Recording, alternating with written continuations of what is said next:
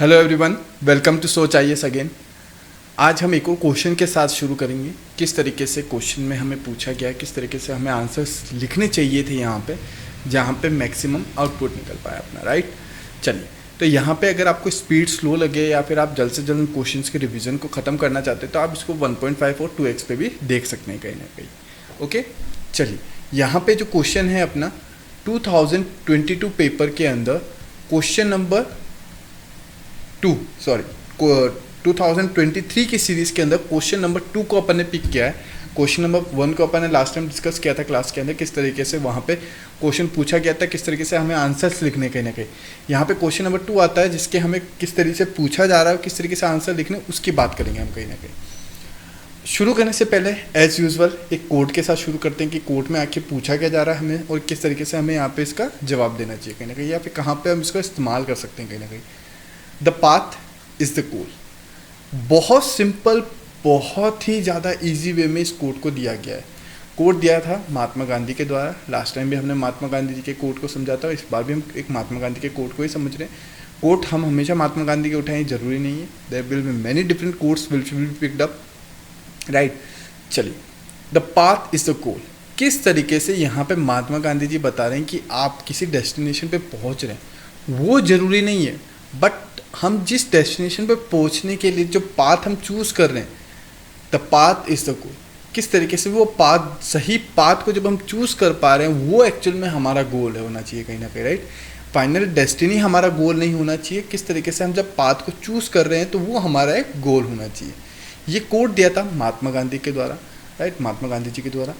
यहाँ पे अगर आपको एथिक्स से रिलेटेड कंटेंट्स चाहिए पढ़ने के लिए, समझने के लिए, तो आप www.sochies.com पे भी जा सकते हैं कहीं ना कहीं, राइट। चलिए, क्वेश्चन शुरू करते हैं। क्वेश्चन हम यहाँ पे केस स्टडी नहीं कर रहे हैं, हम यहाँ पे क्वेश्चन को सॉल्व कर रहे हैं।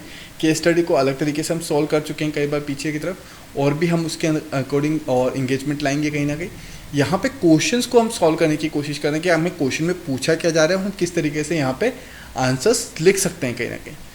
क्वेश्चन नंबर 1, यहाँ पे दो क्वेश्चन नंबर 2 के अंदर 2 पार्ट पूछे गए हैं, पार्ट ए, पार्ट बी। हर एक पार्ट यहाँ पे बेसिकली 10 मार्क्स के होते हैं, जिसके अंदर अपनी वर्ड लिमिट होती है 150 to 150 वर्ड्स के अंदर लिखना है, राइट। वर्ड्स हो गए ये, और इधर नीचे अपना हो गया मार्क्स। यहाँ पे आपको क्लियर है? यहाँ पे आपको कोई डाउट है तो बताएं, राइट। तो आप कमेंट डाउन पे भी लिख सकते हैं कि किस तरीके से आपको कोई कन्फ्यूजन आता है, कोई चीज़ समझ में नहीं आती तो भी, ताकि we can solve in the class somehow, right. Corruption is the manifestation of the failure of core values. किस तरीके से करप्शन जो है वो एक धारणा, एक समझ है, किस तरीके से failure of core value means अगर कोर वैल्यूज़ का फेलियर हो रहा है तो करप्शन उसको रिफ्लेक्शन के फॉर्म में बताने की कोशिश कर रहा है इन द सोसाइटी, समाज में रहते हुए। इन योर ओपिनियन, यहाँ पे आपके ओपिनियन के बारे में पूछा गया। यहाँ पे ना थर्ड पार्टी के तौर पे ना स्टेक होल्डर के फॉर्म में पूछा गया, यहाँ पे आपके ओपिनियन के बारे में पूछा गया कहीं ना कहीं। What measures can be adopted to uplift the core values in the society. Society के अंदर, समाज के अंदर कोर वैल्यूज़ हमेशा हम समझ पाएँ कि किस तरीके से कोई भी ऐसी चीज़, कोई भी ऐसी धारणाएँ, विचारधारा, ideology, thought process, opinions, circumstances, situation, reactions, ये सब के सब में जब किसी चीज़ को इम्पोर्टेंस दी जाए तो उसे हम वैल्यूज़ कहते हैं कहीं ना कहीं। वैल्यूज़ परिस्थिति के हिसाब से, कंडीशन के हिसाब से, सिचुएशन के हिसाब से डिफ्रेंशिएट करती है, बट यहाँ पे overall values in the society की बात कर रहे हैं कि किस तरीके से कोर वैल्यूज़ को सोसाइटी में अपलिफ्ट किया जाए। अब यहाँ पे आपको समझ में आएगा कि क्वेश्चन में पूछा क्या, क्वेश्चन में पूछा क्या गया, करप्शन के बारे में बात की जा रही है। किस तरीके से करप्शन जो है वो एक फेलियर ऑफ कोर वैल्यूज़ का मिरर के तौर पे वर्क कर रहा है, राइट। अपने ओपिनियन के थ्रू बताना है मेजर्स क्या ले सकते हैं to uplift the core values. पहले क्वेश्चन नंबर 1 को हम पढ़ते हैं, समझते हैं क्या आंसर्स हो सकते हैं, उसके बाद क्वेश्चन नंबर 2 पे हम चर्चा करेंगे। बहुत सिंपल आंसर्स लिख सकते हैं यहाँ पे जब हम चीज़ों को इंटीग्रेट करते हुए चलें। किस तरीके से कौन सी टर्म किस टर्म के साथ रिलेट हो रही है, उसे जब हम इंटरफेयर करते हैं, उससे जब हम मर्ज कर पाते हैं तो हमें समझ पे आता है कि किस तरीके से हम आंसर्स को और better approachable, practical approachable answer for short term, for long term, दोनों तरीके से बताने का काम कर सकते हैं।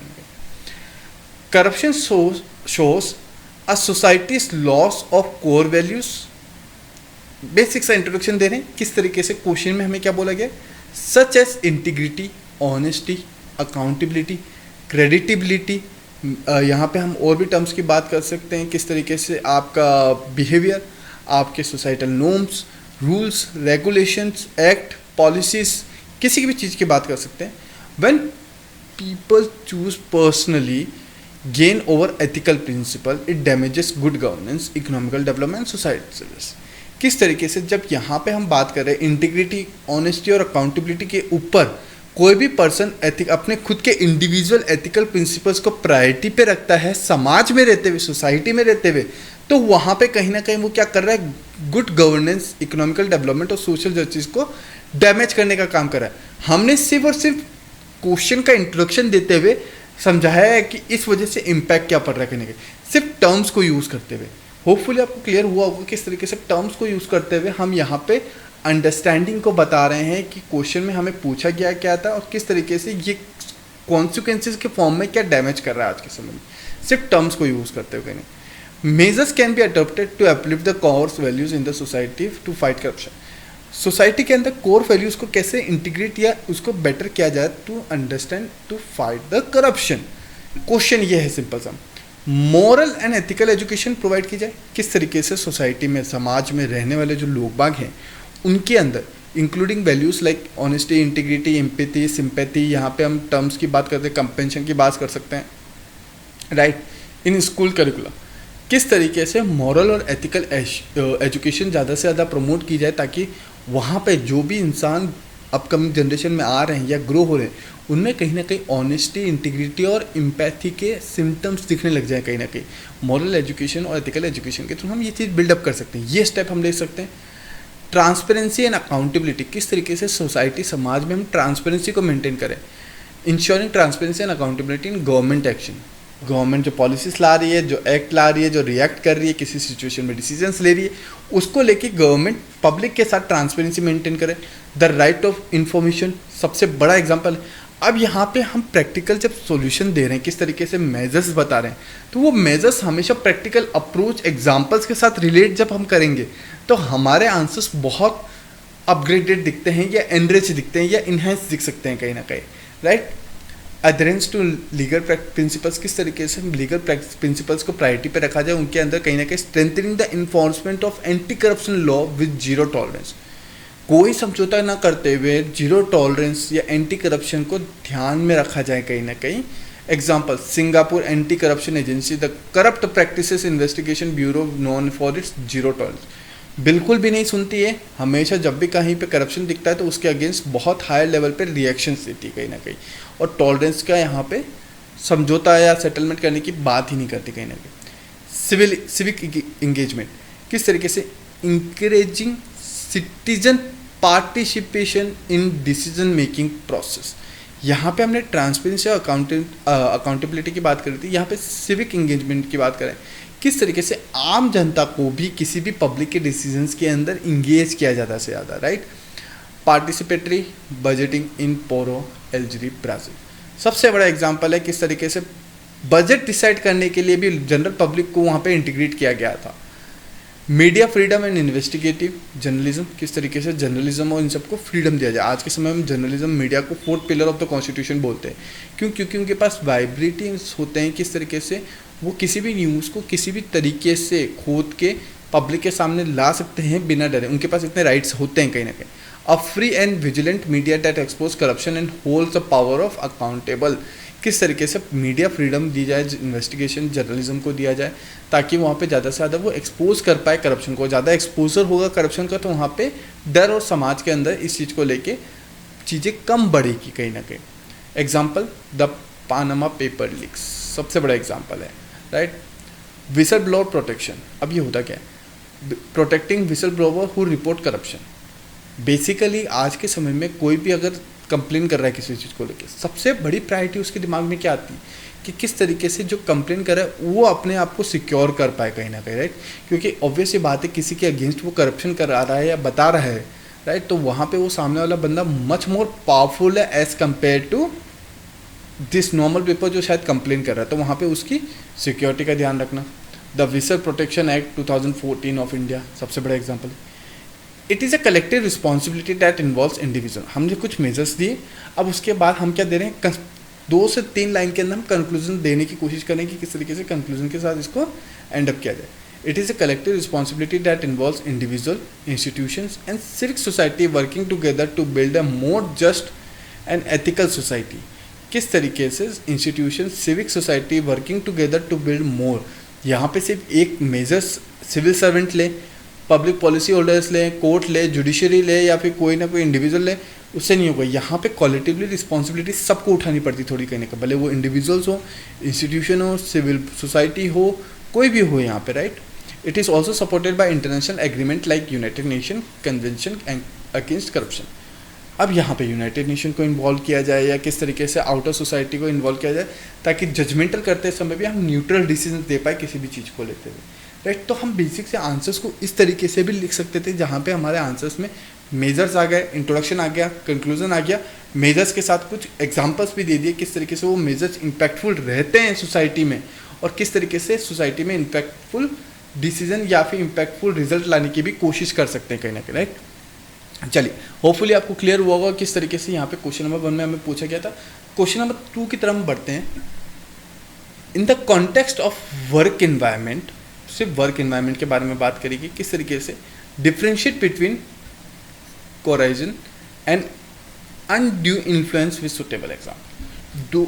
वर्क एनवायरनमेंट को ध्यान में रखते हुए किस तरीके से इन 2 टर्म्स को हमें यहाँ पे सूटेबल एग्जाम्पल के साथ एक्सप्लेन करने की कोशिश करनी है कहीं ना कहीं, राइट.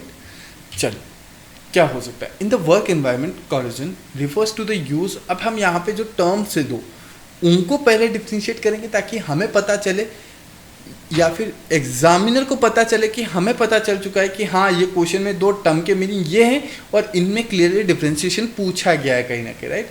जब हमें ये एग्जामिनर को ये बता पाएंगे हम कि किस तरीके से हमें पूछा क्या जा रहा है और हमें इसके बारे में पता है, तो एग्जामिनर को समझ में आएगा किस तरीके से हमारी अंडरस्टैंडिंग जो है टॉपिक को लेकर वो बहुत बेटर है कहीं ना कहीं, right. In the work environment coercion refers to use of force और threats to compile someone to act against their will.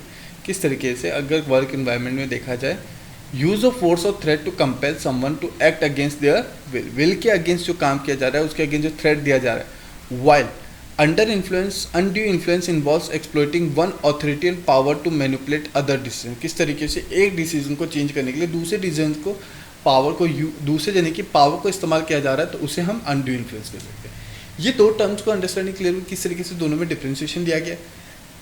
Term आती है यहाँ पे, this distinct concept play critical role in shaping ethical conduct and legal compliances with professional settings. बहुत important है किस तरीके से दोनों टर्म्स आज के समय में सोसाइटी या किसी इंस्टीट्यूशन के अंदर वर्क एनवायरनमेंट के अंदर एक लीगल और एथिकल कंडक्ट को बताने का काम करती है या उनके कंप्लायंसेस को बनाने का काम कर सकती है कहीं ना कहीं.